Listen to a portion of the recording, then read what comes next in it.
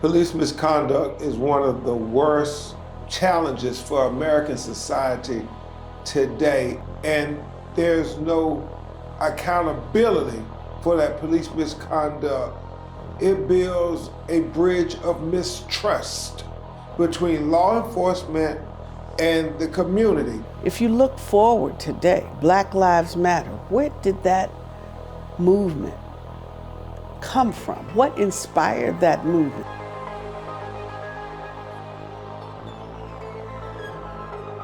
It was police brutality. And that's why police misconduct is such an impediment.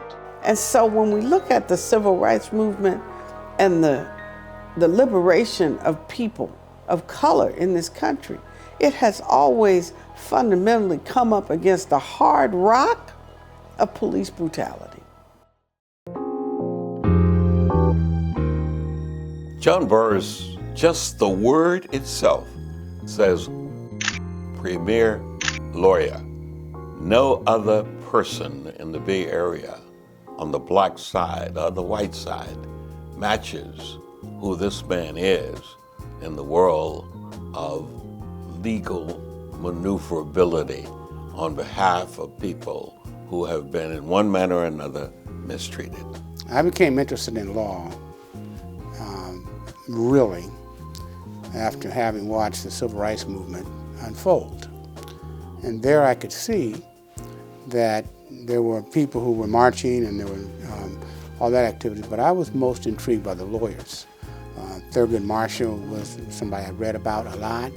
And so my interest always was the legal component of the civil rights movement. I remember when we were very young and I asked him what did he want to be when he grew up. He said, I want to be a star.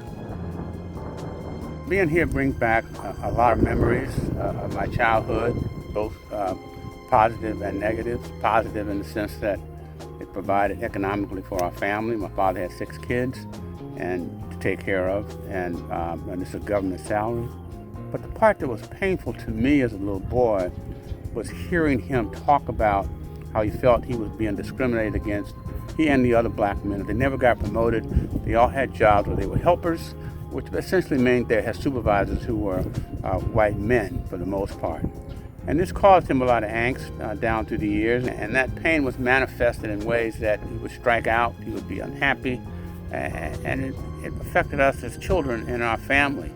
But to his credit, he persevered because he had to take it, eat it as they say, and he did so because he had a family to take care of, and he always took care of us in that sense. He was never without a job. There were 6 kids. There was no alternative. You work and you do other things. So as time progressed, John was watching all of this because not only did mom and daddy have full-time jobs, they also had side jobs. There was always a hustle mentality in a positive way from my parents. We all were affected by Perry Mason, but John in particular would sit on the edge of his seat and he would watch Perry Mason's every move. His diction, his body language, the way he presented his case, and the way he resolved the case. John Burris was one of our stalwarts. He was one of the young guys that we all cared a lot about, and we really wanted him to be something. Willie Brown is a person I've known since living in Vallejo. He was a young politician, and so I became aware of him then.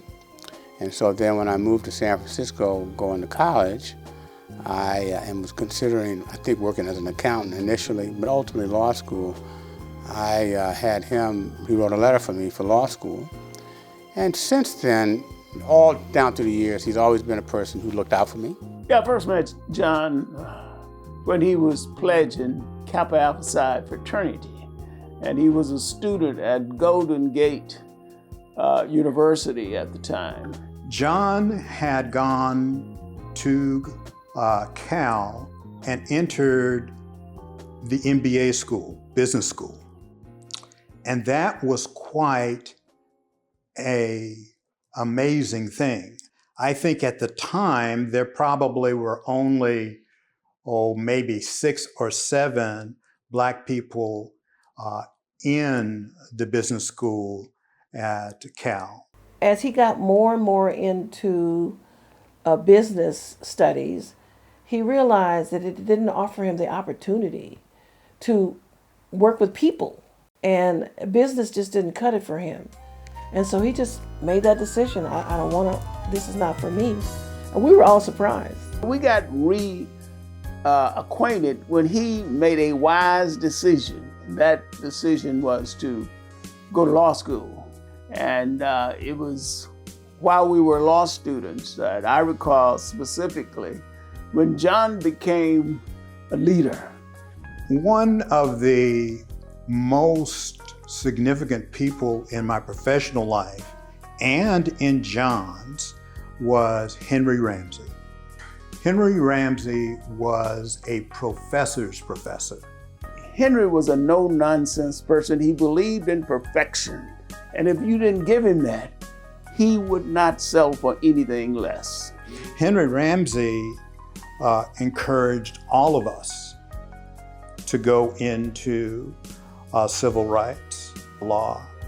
And that's the type of stuff that resonated especially with John. When we attended law school at UC Berkeley, it was not uncommon for tear gas to cover the campus because of protests that were going on in the late 1960s. The environment at UC Berkeley was incredibly unique. It was the vortex of everything student-wise across the country.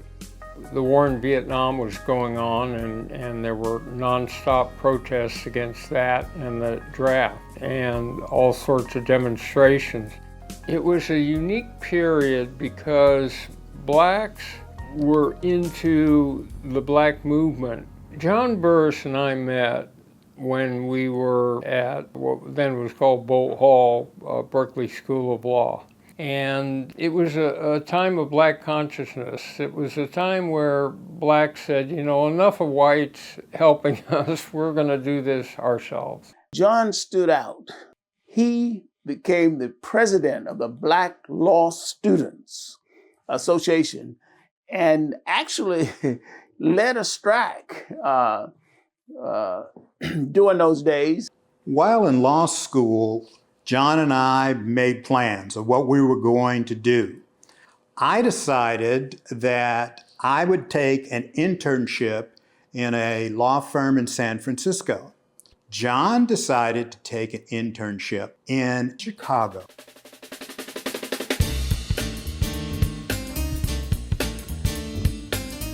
I got involved one summer when I was working with this law firm with the Metcalf Commission.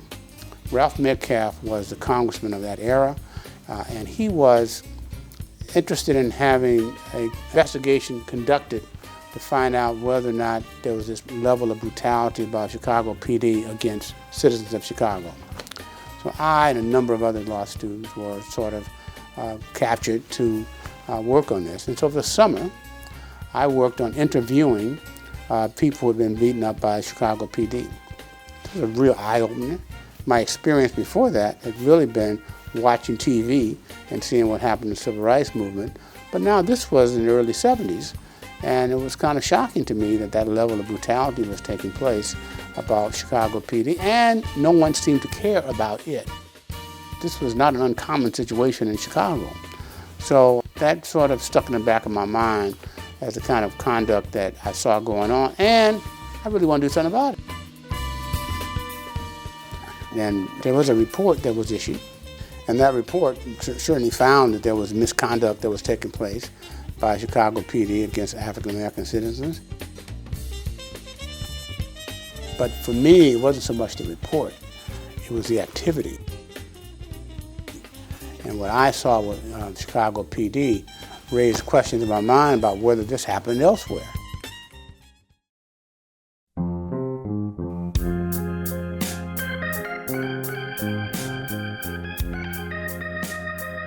Oakland's all-white police department earned a reputation for head-knocking brutality that has left a well-remembered legacy of bitterness in the minds and hearts of many who lived in that time and place.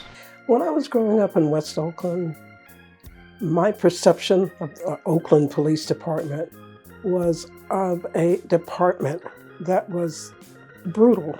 I saw Oakland Police arrest a black man down near 7th and Broadway, and this officer had his billy club out, and he was beating this poor guy. My uncles feared the police, and oftentimes, would come home after just running from the police, and really would be explaining to my grandmother that they hadn't done anything. And so the relationship and the view of the police that we had was very negative. The police was not someone that we could trust, and that they were causing tremendous harm, but we could advocate for ourselves. And that's really what we were taught. It was the home of the Black Panthers.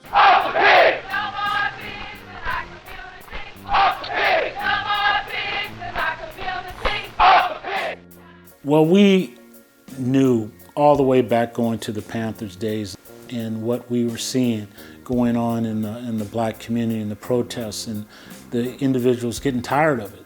I'll never forget, I saw on West Grand and on San Pablo Avenue a incident where the police beat the hell out of a black man. I saw this with my own eyes, and I remember sort of the hushed crowd as people were watching and feeling powerless. And so we had seen the police as the individuals that were there to keep us in line, to make sure we were voiceless, to make sure that anything that we saw that was an injustice, we wouldn't say anything about.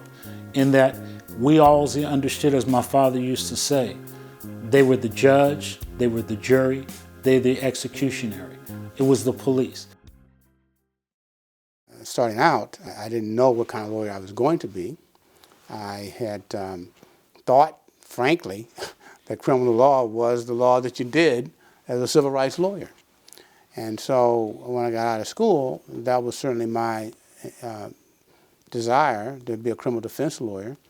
Although I took a detour, I went to the State's Attorney's Office, Chicago, and Alameda County DA's office. John came to the District Attorney's Office during the era where there had not been a history of African Americans being hired by the District Attorney's Office as lawyers.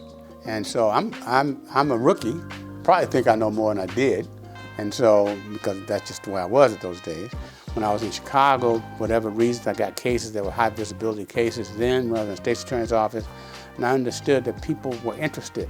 During my time as a law clerk, I had the opportunity of meeting our top prosecutors. John Burris was one of those. John was part of a new wave of young, talented black lawyers that were being hired by the Alameda County District Attorney's Office. I also understood that I was being mentored by Clint White here, who was the judge and was the leading criminal defense lawyer at the time. I would go to his office and just sit, or go to his courtroom and just sit and watch him. Clinton White was really one of the pioneers that really opened the door for having other black attorneys see the opportunity that they potentially could have. Clint White, he had a booming voice, almost as if he was preaching under every circumstance. Cross-examination by Clint White could be done from the back of the courtroom so that the jury would have their minds focused almost as if they were watching a movie. And things that came out of that, I said, no one's like Clint White, that's number one. He's a beast of a man. So I figured I can do that too. So I became a very aggressive lawyer in that sense. He taught me to make sure they don't, you make sure they respect you, period. And don't let them define you. So much of my whole life was, early in my career, I had a chip on my shoulder. I was not taking anything from anybody at any point in time. John picked up faster than anybody I've seen in a long, long time, the skill set. And he was also very well respected by the establishment, the District Attorney's Office, the Public Defender's Office, the judges. Everybody respected John because John was a quality lawyer. I first met Johnny Conklin when I was in the Alameda County DA's office as a prosecutor, and he was in the Los Angeles District Attorney's office as a prosecutor. He was a well-known lawyer at the time, and so we started talking, and he was telling me that he was getting ready to leave DA's office and go do private practice and sue police. And he says, when Burris, he said, man, you should do that too. And so that certainly was consistent with my view about what I wanted to do as a lawyer. After working in Sacramento and Washington as a public lawyer, John Burris, Dave Alexander, and I got together and decided we should form a black law firm. It took a lot of courage, quite frankly, to do it because there weren't many black law firms. L.U. Harris, former mayor of Oakland, is a dear friend of mine. And the practice itself developed in such a way that I became sort of a criminal defense lawyer, not sort of, became a well-known criminal defense lawyer. Having a black law firm was extremely important, both to black people as a whole, but also for us as individuals. March 17, 1979, a young kid named Melvin Black was killed, brutally killed by OPD officers. The killing of Melvin Black in this community was quite shocking. When I lived on 49th between Shattuck and Telegraph, and right around the corner, I heard about this case where this young brother had been shot and killed, and the police had tried to cover it up. There was no need to kill him. The city went into an uproar because it was obviously an unjust killing. There was talk in the office, there was newspaper coverage, it was widely known. In 1979, I was in high school. I was at Oakland High School. And one of my classmates, Melvin Black, was killed by the Oakland police. And I remember we were so upset with what was going on that we boycotted. We boycotted school. There was a bunch of people, there was a protest that's going on. And it was all about the fact that the Oakland police was killing people. That wasn't the first kid that had gotten killed, but that was one that really made an impact on us. And in order to allay the concerns of the citizen, the mayor appointed John Burris to do an independent investigation and determine whether or not the use of force was justified or not. And so that's my first memory and knowledge of John Burris, was someone who was a truth seeker, who was appointed by Lionel Wilson, then the first black mayor, to actually go and find out what was the truth of the matter. And surprisingly to everyone, I found that the police conduct was wrong and that there was poor judgment and poor tactics, and that resulted in a wrongful killing of this young boy. The district attorney's office, the U.S. attorney's office, the city attorney's office, and the police department all issued views that were totally different from mine. It was understood that there was very much a potential for a cover-up, that police did not, when they engaged in this kind of misconduct, particularly if they killed someone, they did not want the truth to come out. Some think that the appointment was for the purpose of a whitewash, to have an African-American attorney who was respected come in and say, nothing bad happened. And the Melvin Black case was a project of our firm, Harris, Alexander, and Burris. And as a consequence of that, I became public enemy number one to that group. And that sort of spurred me on to make me appreciate that you cannot trust the official position that comes out in these kind of cases. I first became aware of the magnitude that my father was having on the community when he was the lead investigator back in 1979. And the impact that the Melvin Black shooting had on me was, Melvin Black was about 15 years old, and in 1979, I was 15 years old. And so I saw a lot of what could have potentially happened to me. And I wasn't happy because I could feel the racism that existed within the criminal justice system, not only from the police, the probation departments, the defense lawyers, the prosecutors. These people kept me in a state of anger all the time.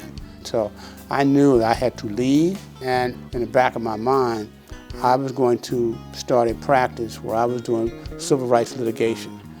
After the Melvin Black case, John decided that he really wanted to go after police misconduct and decided that he really couldn't do that in the constraints of a corporate law firm. So John left, formed the law office of John Burris so that he would be able to focus on civil rights cases and the cases he thought were not being addressed appropriately by other lawyers. By then, I had become pretty well known as a criminal defense lawyer. I had a lot of big cases. I did death penalty cases.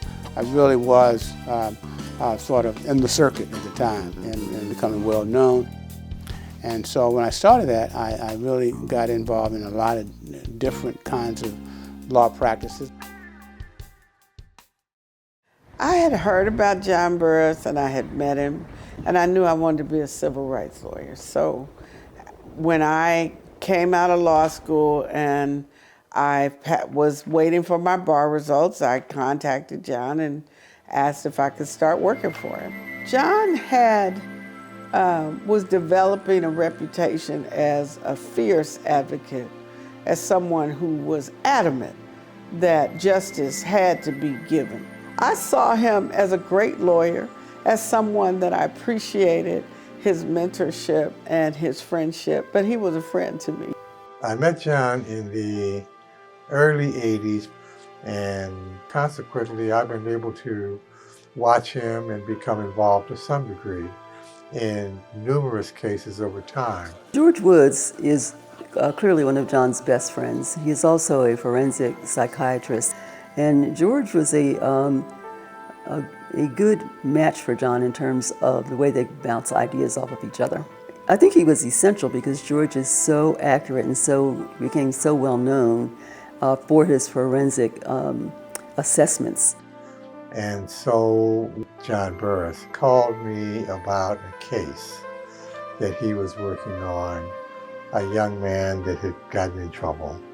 And he cared so much about not only the young man, but the whole situation. I actually was first introduced to John Burris when he was representing the young man who had killed my brother. John was a former prosecutor that had become a defense attorney. And I happened to be in the courtroom while the trial was going on. And as a 13, 14-year-old kid who had his only brother killed, John stood out to me. He was somebody that I saw and I thought, man, you know, that guy is tough. He was smart. He was articulate. But obviously, at that point, he was somebody that I felt like was an enemy, right? Because he was defending the person who killed my brother. But he had a job to do. John believes that when you see the right thing to do, that's what you do. I started doing misdemeanor jury trials at the Alameda County District Attorney's Office. I had prosecuted cocaine cases and I defended cocaine cases. I had problems with cocaine and I had been arrested. After I completed the rehab program, nobody would hire me. I had just gotten out of rehab and I was driving to my therapy, and on the radio I heard about this woman who had been charged with 2 counts of murder for spontaneously aborting twins during a cocaine binge. At the time, I was representing a woman who was called the Cocaine Mom. I took this case on a pro bono basis, basically on the theory that, look, these were not murder. This was not murder. This was, in fact, a situation where this woman had a miscarriage, 2 miscarriages. And she, in fact, had not tried to take care of them after she had delivered them because she continued to do cocaine. And so you can imagine the negative publicity that was being generated as a consequence of this case. This woman was hated by everyone. So after I had finished my therapy session, I called John Burris's law office and I spoke to John and said that I would like to know if I could volunteer to help him on this case. And he invited me to come down to his office and talk to him about that possibility. You help people if you can be helpful. And that's sort of my mantra. If I can be helpful, I talked to Mike at length about his status. He assured me that he had gotten behind his problem, that he had gotten under control. And I just liked him and thought if he could be helpful, that would be good for me and good for him too. And then when we got to the preliminary hearing, John had me do the cross-examination of the arresting officer who had grilled our client right after she had had surgery in her recovery room. And so we ultimately were able to resolve the case and determine, one, that one of the fetuses was in fact a fetus, was not viable, and the other one had taken some air. And John Burris gave me the chance that helped me rebuild my career. The very, very good defense attorneys come in prepared, and they know that evidence code. I had the privilege of getting to work for the Alameda County DA's office, and I was a trial junkie, but I also wanted to watch good trial lawyers. And I heard that there was this man named John Burris. Well, I first became aware of John Burris, and I'll never forget the day because I was sitting in the jury box waiting for the court to call my case. And suddenly, John Burris walks into the courtroom. And as he walks through, it was like the Red Sea parted. He cut his teeth at the Alameda County DA's office and then was a criminal defense attorney when I knew him best, and he was feared. And I saw that the judge was very impressed with John citing all of the evidence code sections to him, you know, commingling the evidence code sections in with all of his arguments.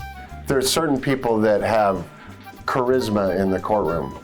They know their way around, they own it. And that's how John Burris is. He knows how to reduce people to bubbling protoplasm on the stand so that when you see him on the other side, you're like, we got a problem. Now, I represented a 6-year-old African-American child who was accused of attempted murder. It was believed that he had assaulted a baby that was in a crib, doing kind of a rampage that he and several other young boys were involved in. I represented him at a time when the community at large in Richmond asked me to come in and represent him because they did not feel that he was being represented in a proper way. So I took this case on pro bono and represented from the community itself. And it was a very difficult and challenging matter because the district attorney at the time was adamant that he was going to teach this 6-year-old boy the lessons of the community. And I can remember strongly telling the lawyer that whatever you think you're going to do, you're not going to be able to do it to this young boy. And it became very important to me to prove that this young boy should not be charged in a criminal way, that he should in fact be in social services, that whatever happened, he should not be involved in the criminal justice system. And so it was a challenge because I had to prove that despite what the district attorney's office said, because they had an expert that said he was competent, I had to have my own experts to come to court and show that this 6-year-old was not competent, that he did not understand the nature of the charges against him, and so therefore he wasn't in a position to stand trial, and we prevailed. John Burris was so committed to actually enunciating the facts, and without being confrontational with any of the people who may disagree with him, with any of the prosecutors who may be doing the case, with any of the cops who might be testifying. John was so smooth. You know, I've been involved in the media a lot during the course of my practice as a lawyer, and I found it to be very helpful in terms of the clients that I represent. I must admit, I went to law school at a time when it was taboo. You didn't have media, lawyers didn't do any of that. But I always understood that the media was a powerful instrument and that it can move people to appreciate conduct and activities taking place. But the other sort of standard communities didn't like it. They saw it as something that was unconventional.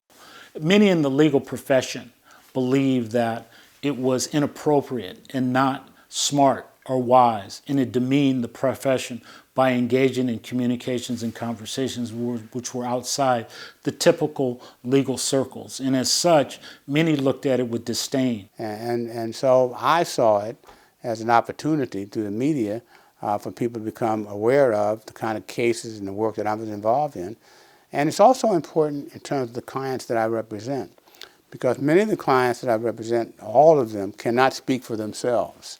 These are people who are on the lower end of the economic strata, they're on the social strata, and they have no political real power. And so what I do is speak for them. Because what happens is when something happens bad to them, the police will undoubtedly give a negative account of what has taken place, projects the victim in the most negative light, and the family has no way of speaking for themselves. So I become their advocate because I then speak for them. You know, John had this strong sense of justice and wanting justice to be served. I think the biggest support that he has had, other than family, etc., has been his mother.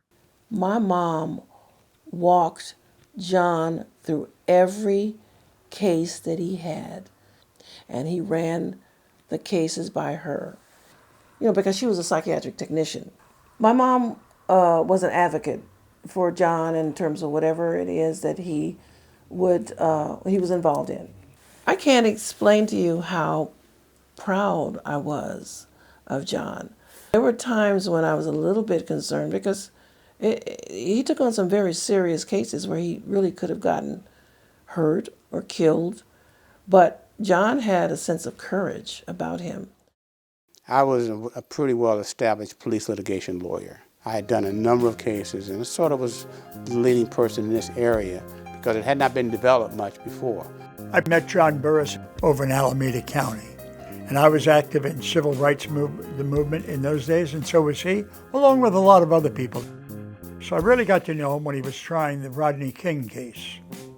Watching the brutality of the Los Angeles Police Department, I thought John had a lot of guts for taking it on.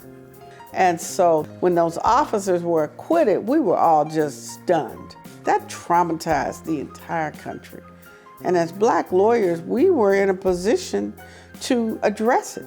And then John got the opportunity to hold them accountable civilly.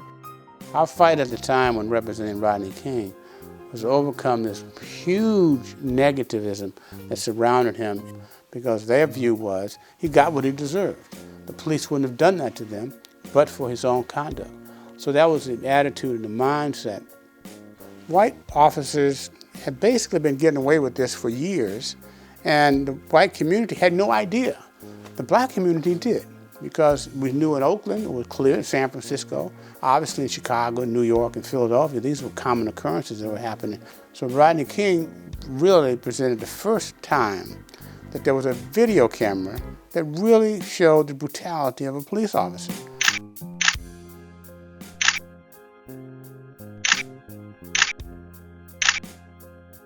But you were taking on the Los Angeles Police Department, just not 10 or 12 police officers that beat the hell out of that poor guy.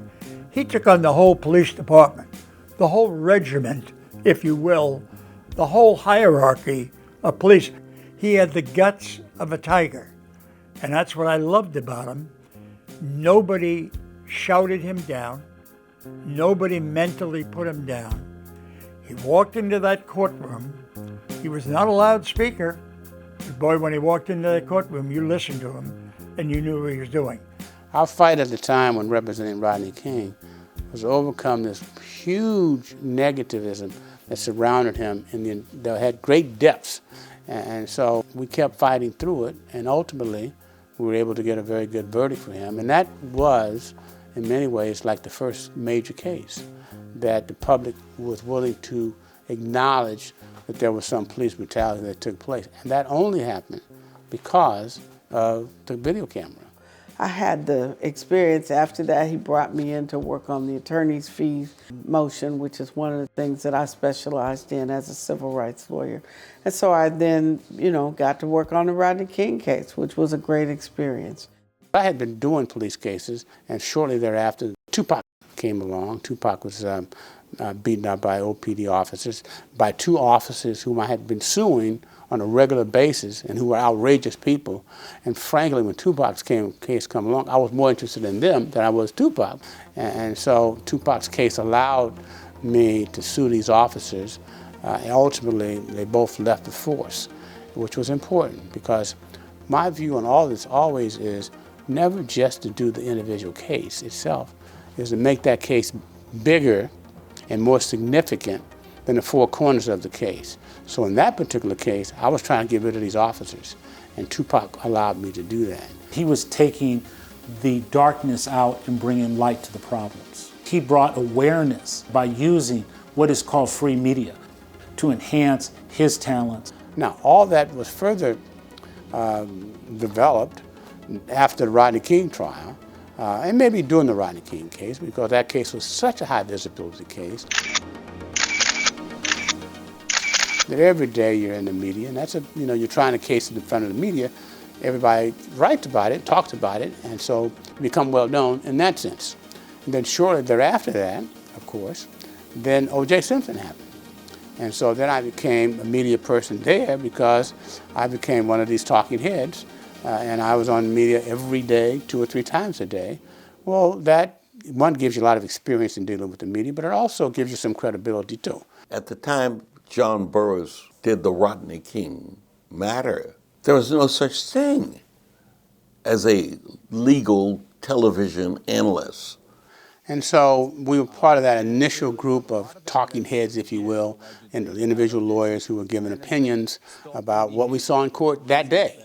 Escaped me. He was never put on the witness stand by the prosecution. John Burris, you would have put him on the stand, would you not?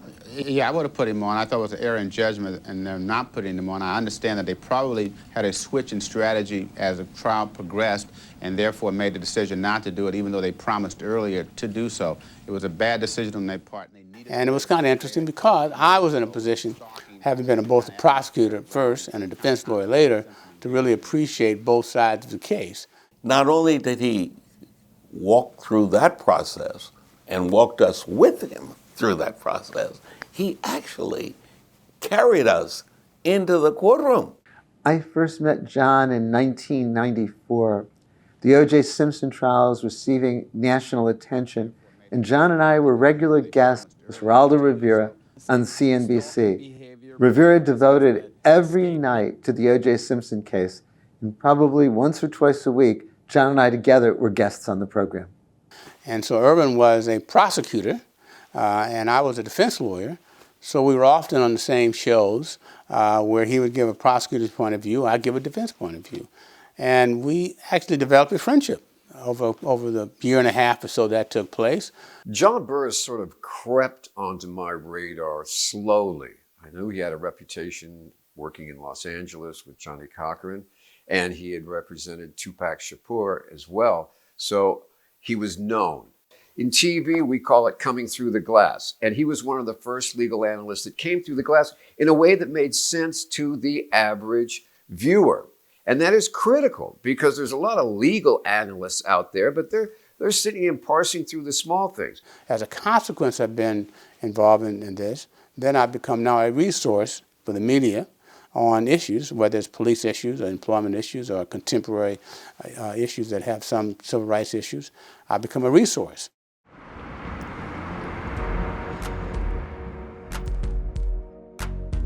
In the 1990s, Oakland and Alameda County were in the grip of the war on drugs. You know, crack cocaine was everywhere in Oakland. There were drug wars that were going on. Things were turbulent in Oakland. There was a lot of crime, a lot of violence. And I think at the same time, there was a problem in that not only were there violent people, but there were some bad cops. The Oakland Police Department had a reputation as being the most racist police department in the United States. And given the problems of drugs and violence in the black community, they thought they were the specialists to deal with it.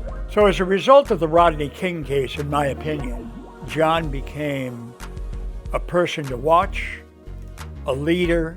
He created that go power in a lot of younger lawyers to take on local police departments around the state.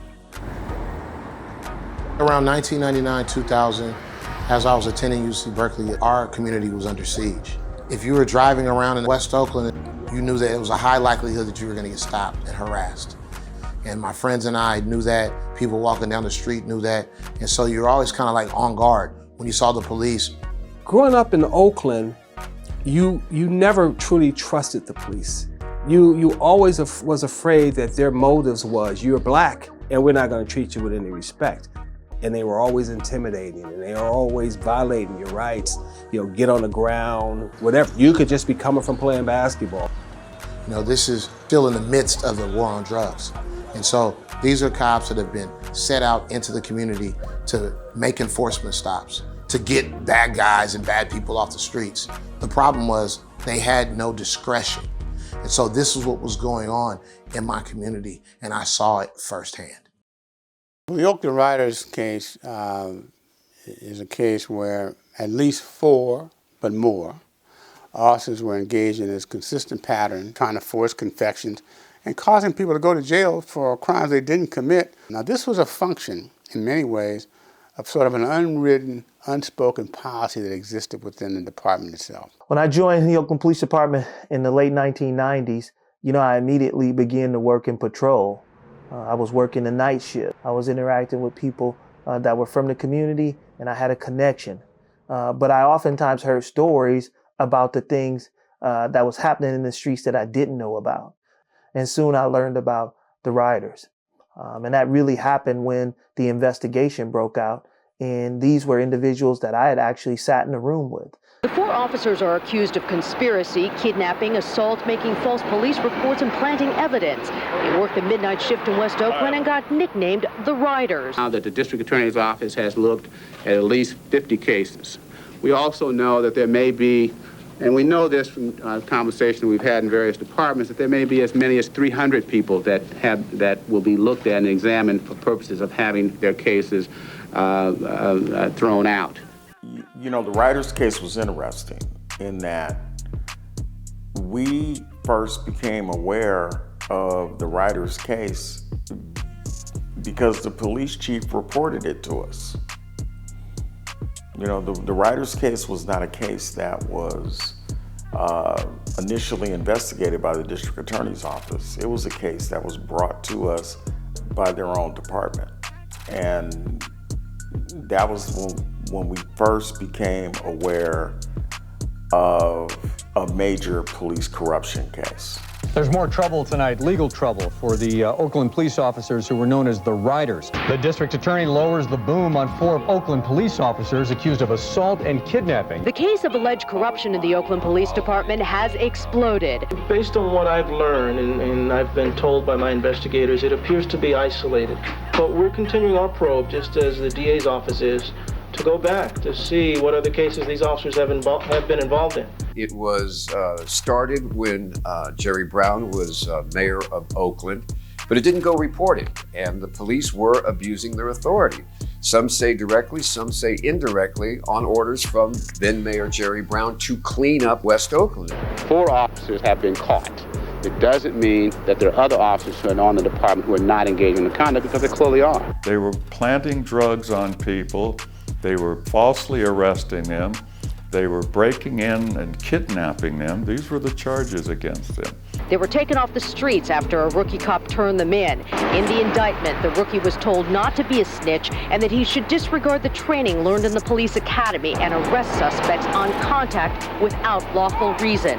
And to be honest with you, it only happened to come forward when one police officer says, "I can't believe this is what policing is all about." Well, what was unique about the Riders case was that you had a young, brand new officer who was going through his field training. And that new officer happened to finish off number 1 in his academy class. And he ended up quitting the force after about 2 weeks in field training. And that was a big change, that somebody from within the institution was willing to go public with the evidence. But it set off this whole question about police integrity and also crossing the blue line. You were unable to trust anything these officers had in their reports. You just couldn't trust anything they said. They didn't care as long as you were African American, and they didn't like you, or they didn't like most African Americans, and so they would bust you. Okay, by the time this happened, John Burris had 20 years of history being adverse to the police department and the Oakland police officers. And so after 20 years of John Burris being the leading advocate for police accountability, he was quite frankly adversarial with the police department, and they were looking for any opportunity to get Burris, if you will. It is very difficult to bring successful suits against police officers in police departments. There are so many ways in which the law is stacked in favor of the police officer in the police department. So Jim Shannon and I decided this is our opportunity. Jim and I became real colleagues before the Riders case. And because there wasn't many civil rights lawyers out there together, we'd run into each other. And so we did 1 or 2 cases together. And I didn't want to do just an individual case. I had plenty of those. I wanted to do a case that had a greater impact. And he said, well, let's do this together. And I said, great, yeah, let's do it. So we decided that we had to have a consent decree. We both agreed we were not going to settle without a consent decree. So the consent decree negotiations started almost immediately after the Riders case started. And John filed a lawsuit against him, a class action in which he represented 119 Oakland citizens. John made federal charges of violation of these citizens' civil rights under the civil rights law, which is federal. So he filed it in federal court, and I drew the case. They're assigned randomly, and the case was assigned to me. When I first started working for Mr. Burris, I had the opportunity to work on the Oakland Riders case against OPD.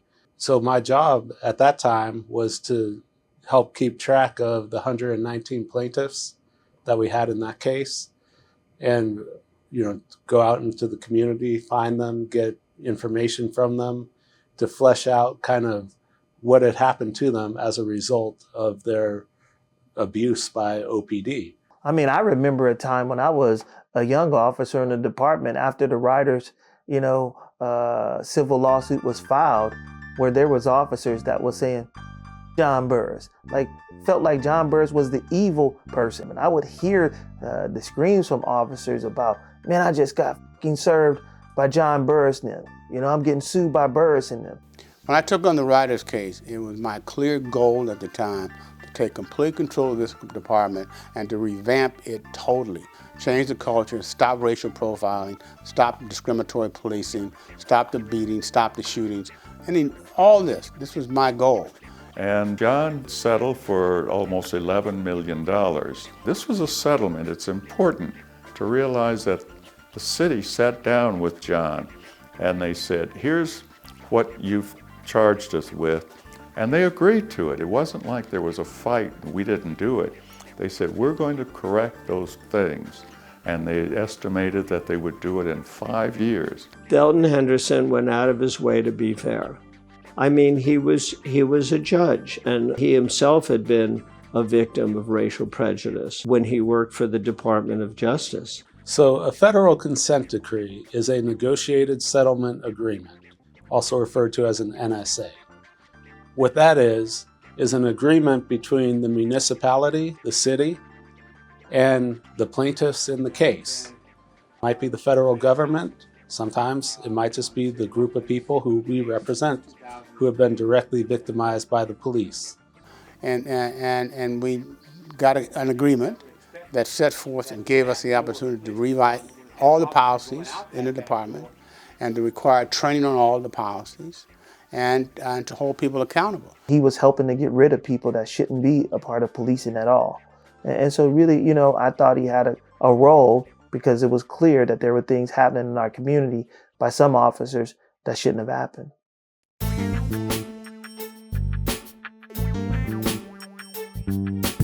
I've been a sports agent since 1989, and I've represented athletes all over America, but the bulk of the athletes has come out of Oakland since that period. Aaron Goodwin has become almost like a nephew to me in many ways. Obviously, he's had a lot of clients, so he's obviously a good agent. Most notably, Gary Payton. I think I represented Jason Kidd at one point in time. And we've had different cases that I've been involved in. So in the 30 years or 40 years I've been doing this work, Aaron has been a different clientele. So I ended up doing a partnership with him and having my offices inside of the same offices that John had across from the Coliseum. And literally, my office was next to his office. And strangely enough, right around the time of the Riders case in 2003, I was leaving my home to go pick up my daughters, and I was coming down Skyline and noticed I was being followed by a police officer. And I wasn't sure if he was following me or just going the same direction. But he continued to follow me. And I was going a shortcut from the Oakland Hills to Lakeshore. So as I'm going through Trestle Glen, all of a sudden there's a second car behind me, and I go a little bit further and two other cars come out of nowhere and cut off the road, and then they start hollering at me to get out of the car. There's a woman officer. There's 4 white male officers and 1 white woman officer, and she tells me to shut up and get out of the car. My car was equipped with a dictation type system where I can just talk to it and say, call whoever I want to have call. So right at that time, I said, call John Burris. And John answers, and I tell John, hey, I'm surrounded by police officers. They got their guns out. And he tells me, just get out the car, do whatever they tell you to do. So I get out the car. And when I got out the car, that same woman officer tells me I'm standing too close to the car. And then she tells me, get on the ground and crawl over here to us. And I said, what? And she said, crawl over here to us. I said, I'm not about to crawl over to you. I said, I just told you, you got the wrong person. Take the time to come check my license and see who I am, right? At this time, 2 of the officers come over and they grab me and they force me down. And the woman's got her gun on my head and she's nervous, so the gun is kind of like hitting my head. And I'm like, hey, listen, take the gun off of me. Around the same time, John Burris shows up. JB is talking to them to take the handcuffs off of him. And they clear me, and the way they clear me is by making me wait. I no longer have the handcuffs on, but they make me wait until the person who had called Oakland Police came down and identified that it wasn't me. It was about a black man in a black truck. So the whole time I didn't fit anything, but I was just being profiled. It's taken Oakland a long time to comply with the consent decree because it was rotten to the core, and there's very little progress made in the first few years. I'm fighting this battle. I believe in my position. I believe what I'm doing is right for the people I represent. I don't care what the other people think because I know they represent the other side. The other side only represents trying to convince the public that what they did was right. My view is to uncover what they have done and demonstrate to the public that these people, in fact, acted improperly, that violated my client's civil rights. And so my job is to prove to them that what their police did was wrong. You know, one of John Burris's biggest cases was the Oscar Grant tragedy. That was a situation where there were a lot of factors that led up to it. It didn't have to happen. Clear lines of guilt and innocence were wavering. The Oscar Grant situation, that is Oscar being killed by a BART police officer on the platform with a number of his friends present, was a case that came to me within a day or so. When my nephew Oscar Grant was murdered, we knew that we needed the best civil rights attorney that we can find, and we felt that someone with some skills can help us get justice. And so that's when our relationship with John Burris really began. And so I could see immediately that this case was bigger than the average case. I went out to the scene that very first day that I got the case. I got all the boys who were present, went out to the scene, reenacted the scene so I can see where everyone was at the time the shooting of Oscar taking place, what role each person played, and immediately I could see this is flat murder. And I could also see this is going to be a big deal. Oscar was the first cell phone murder that the world was able to see and witness on social media. Because they saw this young man getting shot and killed in front of them, what appeared to be no reason at all. There were a lot of people who saw this, and they all had cell phones. There was a train going east and there was a train going west, and those trains had each stopped. Get off the train! They just shot him! Get off the train! They just shot that guy! So this was a situation where cell phones were being clipped as this whole beating and shooting took place. And so There were a lot of witnesses to it, and that made it horrifying for everyone. And I remember being with the lawyers in my office the first time we got the video and we played it, and everybody just looked, and we were just astonished, like, wow, they just killed him. John Ismedi then makes the claim that he meant to use his taser. So that's how the case started. And that case then led to publicity that was generated with the family and ultimately to the DA. Some of the challenges that John met in representing us was that he would go with us to the criminal trial. I mean, it started there. You know, though John wasn't representing us in the criminal aspect, he was representing us in the civil aspect. He was helping coaching us in understanding what was going on. And of course, one of the challenges was he got gagged. I'm sort of in the middle of this, you know, as the lawyer, trying to help the clients navigate through all of this, through both the criminal component of it. But I had to work through that with the family members and the different community group people who had different interests in the case. You know, they all didn't have the same interest in me helping resolve the case.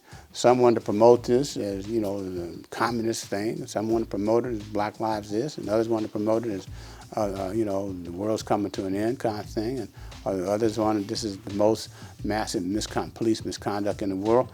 All these forces were there.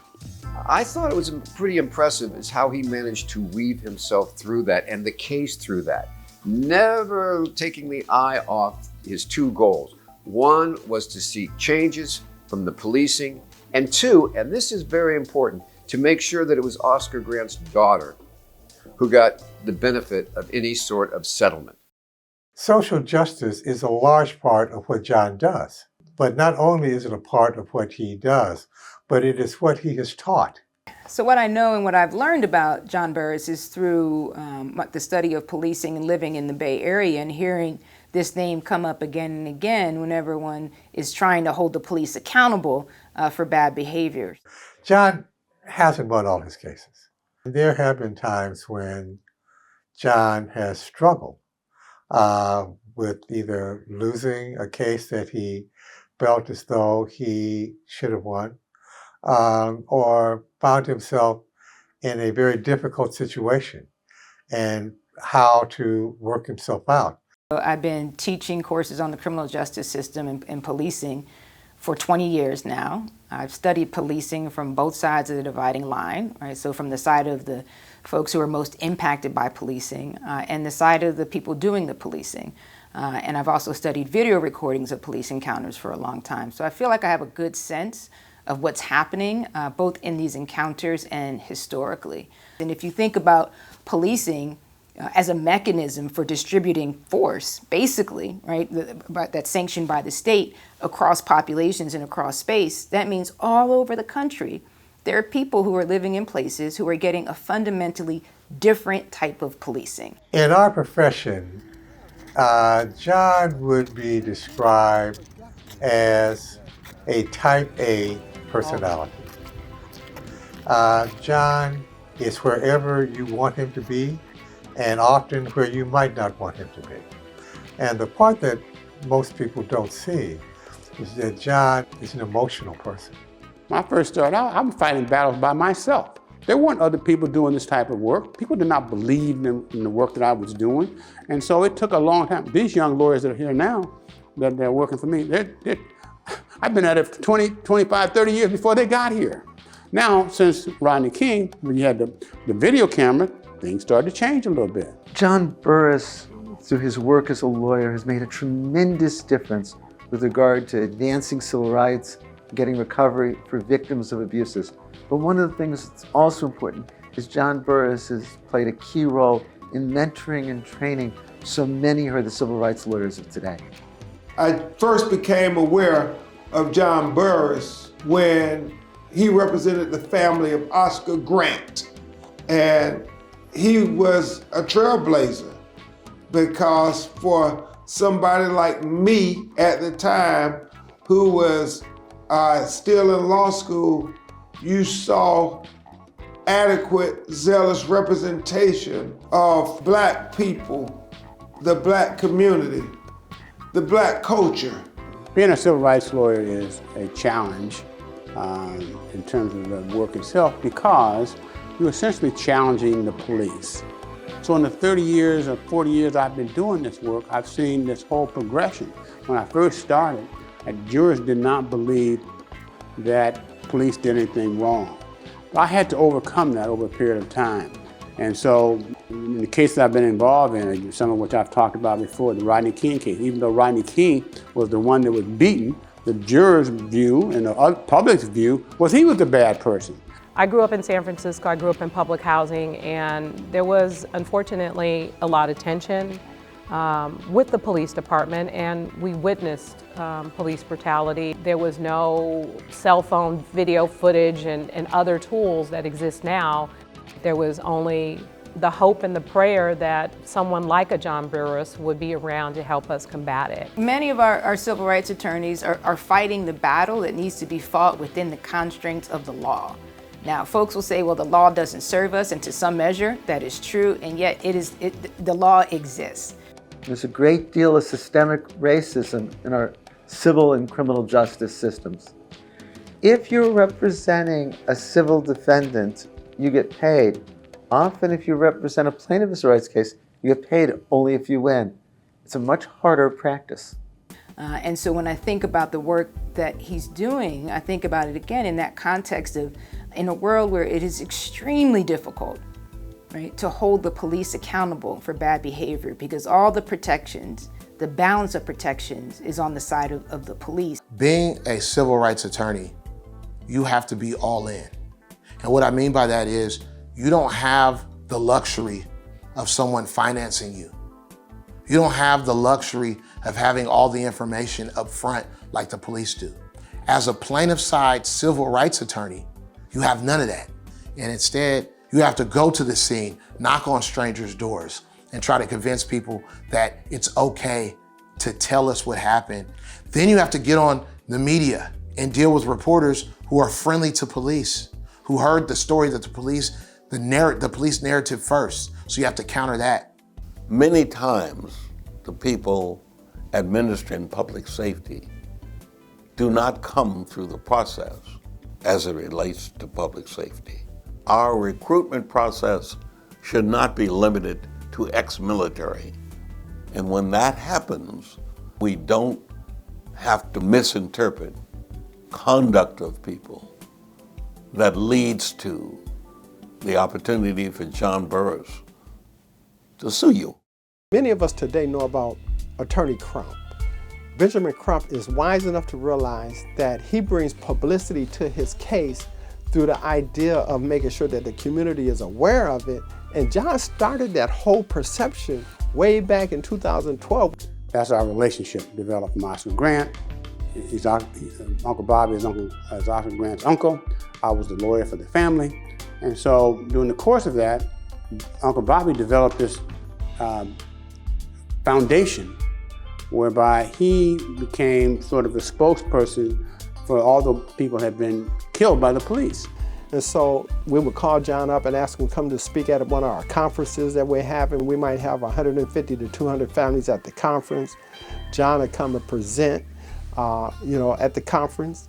He will stand with us when we have families that might come into town and, want to get ideas on what's going on. Or John will talk to families that has been impacted by police violence. I have, over the last several years, have spoken at his organization, at his annual event, and many times to talk to the various women, but also to allow them to know that there are people out there who represent them. To me, it's tightening the bond that family members have whose family members have been killed by the police. And so we have these conferences for the sole purpose of making sure that no family that's been impacted in this egregious act of police violence has to feel like they're alone. And Oscar families have been very good about providing support, and I sort of see myself as an adjunct to their group, as to be helpful to get them to get the message out, and I also to help people understand what has happened to them, and it didn't happen to just them, that has happened to a lot of different people.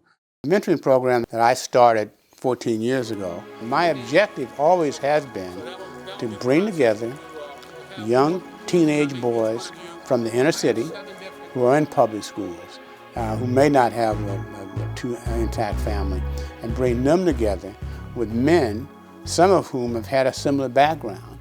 Each of you in high school have a view, and maybe you don't, about what you want to be when you grow up. Most people don't. I certainly did not.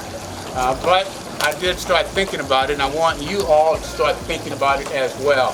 So the way forward now is grown into this multi-year, incredible movement between young men and mentors. I met John Burris at a cow camp, and then I heard that John was doing his event at his house, and I got in contact with him, and he asked me to bring some kids. And from there, I just became super engrossed in his mentor program, Boys to Men, Men to Boys, the way forward. I've been in television sports for almost 40 years, and I'm still learning. I learned from just about every show that I do. To me, there's no such thing as a perfect show. All of us, black men, whatever we do, whatever career, we have to make a difference. We have to inject ourselves into the lives of men, women, the community, being leaders. And so the objective is to show them that it can happen to you, that you don't have to start with a silver spoon in your mouth. You can start wherever you start from. You just got to want to do it. You got to have some initiative about yourself and some drive, and don't let people tell you can't do it. Well, I think John seen a lot of things go wrong, and he understands the answers to what he believes can fix some of those problems. Being a police officer here in Oakland, I mean, it is dangerous. We face a lot of dangers every day, but what I found out is the best tool, the best weapon that I've had to protect me as a police officer was being able to speak to people. I believe it's kept me safe, kept me out of a lot of dangerous situations. Everything I was doing, in the grassroots is what John was doing in his backyard. So for me, it was a natural fit and something I've been engaged with him for the last 15 years. I have great joy in watching men interact with the boys and myself. And the programs that I've had down through the years, I've gotten great pleasure from that. John is the linchpin of the Oakland community. He's the person that people go to when they are trying to understand what's happening politically in Oakland. John has always been a public person.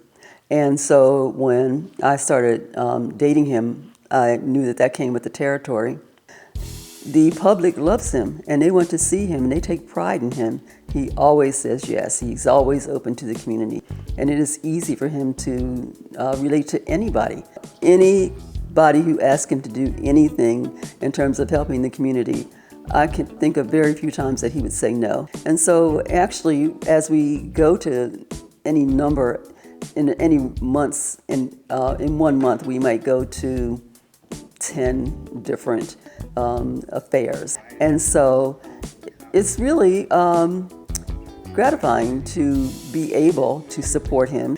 And so when I met John, I was pretty well-grounded in my career as a law professor at North Carolina Central University School of Law. He helped me in so many ways. In my trial practice course, he would either give lectures on things like evidence and rules of evidentiary procedure, how to do an opening statement, how to do a closing statement. He has taken on really very challenging cases, and he has always stayed focused on the facts of those cases and what was most important to the people that he represented.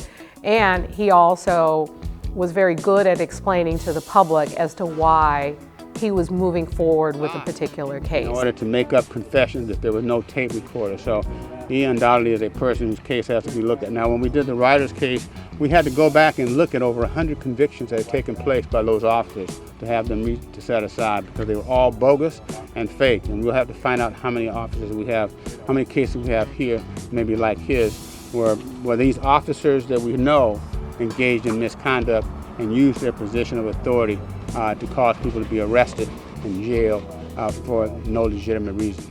John has always been a mentor to law students and others. And so my situation was just perfect. Any group that was on campus at the law school, they were interested in talking to him because, of course, Tupac was big to them. And so Rodney King and Tupac meant that they wanted to see this man, and then once they met him, they wanted to learn from him. And I would talk at least once a year to the various students who had an interest in civil rights. Harry Daniels was a student in my first year property course and also my third year family law course. And so I got to know him quite well. And he always told me he wanted to be a civil rights lawyer. So obviously I said, well, you have to meet my husband. He told me he wanted to do the kind of work that I was doing. And so after he finished his stint in the public defender's office, he started his own office in Atlanta, Georgia. So for the last 10 years, he's been doing this type of work. And so it was good to see the mentoring that John was able to give him, and then the lawyer that he became as a result of his own ambition and ability, as well as the guidance that John had given him over the years. What fuels John? What keeps him driving? What keeps him working as hard as he does? Talking and training and being a mentor for others who want to be like John is a passion, a burning passion for justice. We have assembled this, some people say a dream team of lawyers. We have John Burris, renowned civil rights attorney for Oakland, California, who represents the likes of Rodney King, Tupac Shakur, and the list goes on and on. Of course, everybody knows the renowned Benjamin Crump, who represents Breonna Taylor, George Floyd, on and on, Tyree Nichols. Harry Daniels, one of the best young lawyers practicing today, took John's class. And Harry brought us all together for a case in Mississippi that we call the Civil Rights Lawyer Dream Team. And so I'm very proud to be co-counsels with John and Harry and Lee, and we go do justice in a place where black people don't often get justice, in the deep South. We want to send a message to the city of Mobile, Alabama. It doesn't matter how far you're away from the large cities, the Gulf Coast, because as Dr. King said, injustice anywhere is a threat of justice everywhere. Thank you, thank you.